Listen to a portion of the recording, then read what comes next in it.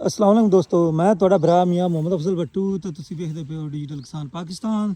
ਤੇ ਕਿਸਾਨ ਦੋਸਤੋ, ਰੋਹ ਤਾਂ ਜਨਾਬ ਆਪਣੀ 1985 ਦੀ ਜ਼ਰਾ ਚੈੱਕ ਕਰ ਲਓ ਮਾਸ਼ਾਅੱਲਾ। ਤੇ ਇਹ ਹੋ ਗਈ ਜੀ ਤਕਰੀਬਨ 15-16 ਦਿਨ ਦੀ।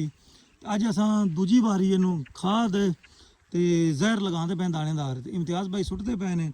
ਤੇ ਬਾਕੀ ਮੈਂ ਆਪਣੇ ਵੀ ਭਰਾ ਦੱਸਦਾ ਚੱਲਾਂ ਵੀ ਜਦੋਂ ਵੀ ਤੁਸੀਂ ਆਪਣੀ ਪਨੀਰੀ ਨੂੰ ਖਾਦ ਲਾਉਣੀ ਹੈ ਤੇ ਰੁੱਬੇ ਨਹੀਂ ਸੁੱਟਣੇ ਹੈਗੇ, मतलब ज़्यादा नहीं सुट्टनी हैगी रुग्गा नाल, नहीं तो फिर जी है ना पनीरी वो जनाब सड़ जाएगी। कोशिश करो जनाब दोहरी शाट सुट्टो या तरोरी सुट्टो, लेकिन बरीक जी सुट्टो जिस तरीके इम्तियाज़ भाई सुट्टते पे ने, ताकि जी तुहाडी पनीरी है वो महफूज रहे तो सड़े ना। तो जहर का जोड़ा इस्तेमाल है वो तुसां दानेदार का लाजमी करना है। 2 बारी इस्तेमाल हो जाएगा तो फिर पनीरी जी ना तुहाडी तैयार हो जाएगी। तो इंशाअल्लाह ताला 16-17 दिन की हो गई है तकरीबन। तो मजीद कोई 10 दिन बाद जनाब लावन के काबिल हो जासी दी। अच्छा कर लो। तो जिस तरीके इहदा कलर जोड़ा खट्टा खट्टा नज़र आता पिया, यदा मतलब है भी ये खाद मंगती है। अज आप इसनूं खाद ला दी है तो हुण जनाब इनू पानी नाल भरा देवांगे। तो इंशाअल्लाह ताला हफ्ते बाद जनाब आप इहदी शिफ्टिंग करांगे।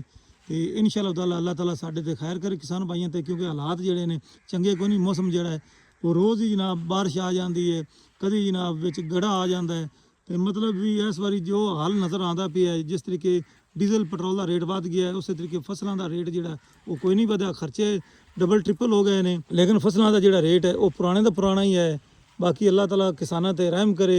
लेकिन जो हालात नज़र आते पे ने किसानों वास्ते एक बड़ी मुश्किल है, खास करके गंदम की कटाई तो उस दे नाल अगली फसल की तैयारी। तो अल्लाह ताला जी साडे ते रहम करे किसानों ते, साडे मुल्क ते। आमीन। अल्लाह हाफिज़। तो पाकिस्तान जिंदाबाद।